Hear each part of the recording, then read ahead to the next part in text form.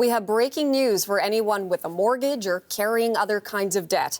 The Bank of Canada has just released its latest interest rate decision, and Scott Peterson is following this for us. So, Scott, what was the bank's decision here? The decision was to do absolutely nothing, and that was what was expected, and no surprise here. But this is a fourth time the bank has paused on raising interest rates or giving us any kind of signal as to where they're going. So 5% is the new overnight interest rate. It's where we have been since the month of July, and that's the fourth time that they have paused, basically adopting a wait-and-see sort of stance to see how the economy will slow all by itself with these high interest rates. Let's take a look at where we've been, understand where we are right now. And those steps there towards the right of your screen, those are 10 rate hikes, all within about a year and a half period. That was the steepest incline in the history of the Bank of Canada, all to deal with an 8% inflation rate. It has come down inflation-wise to about 3.4%, but still above the comfort zone that the Bank of Canada would like. And hence, there's a lot of mixed language as far as trying to get a hint as to where the next rate is going to go, because everyone is expecting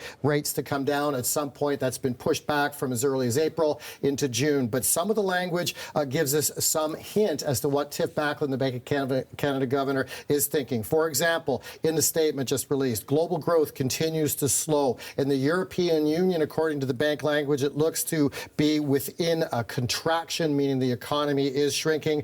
Expects the GDP growth in Canada to be about 2.5% for this year, and the quote-unquote further and sustained easing is what the Bank of Canada is looking at. So that is a sort of a bank speak for saying they're still adopting a wait-and-see situation. Now, before this, Hillary, we were looking at economists were thinking that maybe as soon as April, we were going to see some sort of firm hint that the Bank of Canada was going to lower interest rates. Now, economists are thinking it could be as soon as June, but into the second half of the year. And basically, it's like trying to steer an ocean liner. It takes a long time for the economy to slow, because simply if you raise interest rates, it makes it more expensive to borrow, and hence people are hesitant to spend, and that's what we're seeing right now.